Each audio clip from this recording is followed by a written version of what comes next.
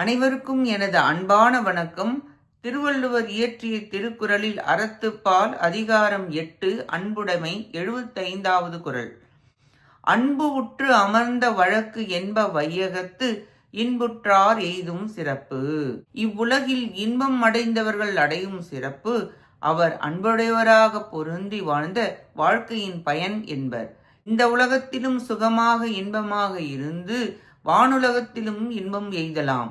இல்லறத்தில் தவறாது அன்பாக இருந்து அது அருளாக பரவி எங்கும் இன்பம் அடையலாம். இல்லறம் நடத்துவதே ஒரு வேள்வி போல்தான்.